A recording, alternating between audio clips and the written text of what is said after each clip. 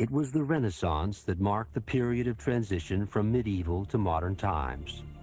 The entire view of the universe was beginning to change. Into this world would come the child named Michel de Notre Dame. Michel de Notre Dame was born in 1503 in Saint-Rémy-de-Provence. Provence at that time was not part of France, but was shortly to become such.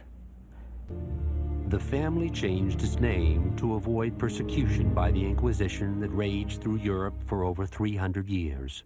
In Provence, the Edict of 1501 was enacted by King Louis XII, instructing all Jews to be baptized.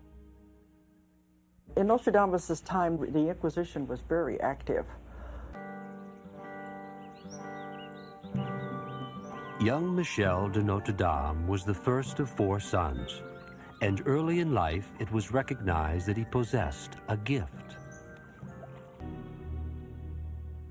In spite of persecution, the 16th century was alive with the excitement of newly available knowledge in medicine, mathematics, philosophy, and astronomy.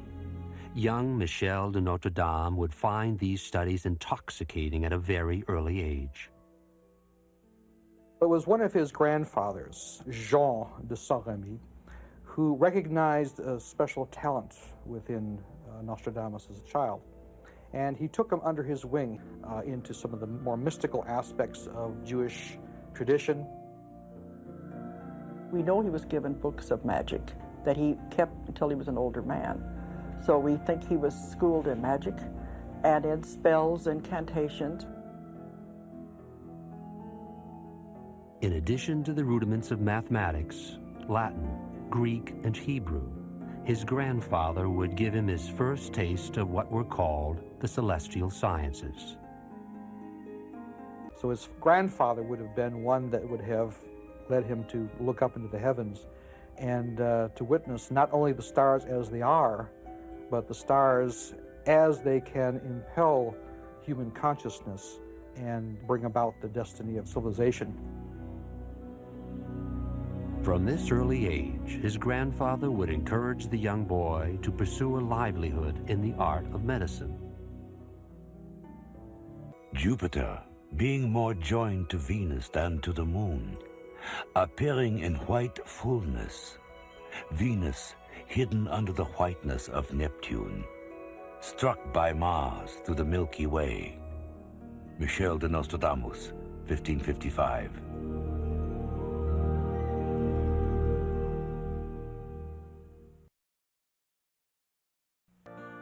By 1517, Michel de Notre Dame turned 14 and was sent away to the ancient walled and towered city of Avignon to enroll in a curriculum of rhetoric, mathematics, music, and astronomy.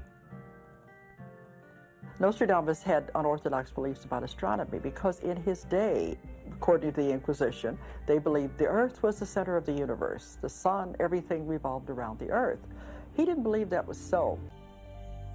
It would not be for a quarter of a century that the Polish astronomer Copernicus would publish his theory of the solar system in a book called Revolutions of the Heavenly Spheres. Not yet 20 years old in 1522, Nostradamus, still a young student, would quickly progress to medical school.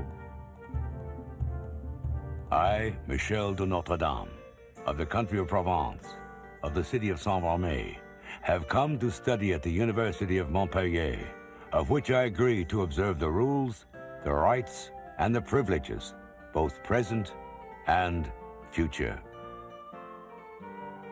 Also, most of the faculty was of Jewish background, so he fit right in, and much of the learning, much of the education, the scholars of the day, this was the center for medical research. In medical practice of the 16th century, astrology came first. The doctors had to know astrology, had to be able to apply it, and they certainly had to know the birth date and the geographical location of the birth of the patient. One of his aspects of education was not only in the science of healing, but also the metaphysics of healing, because he realized that it was not simply the healing of the body that was important, it was also a healing of the spirit and the soul.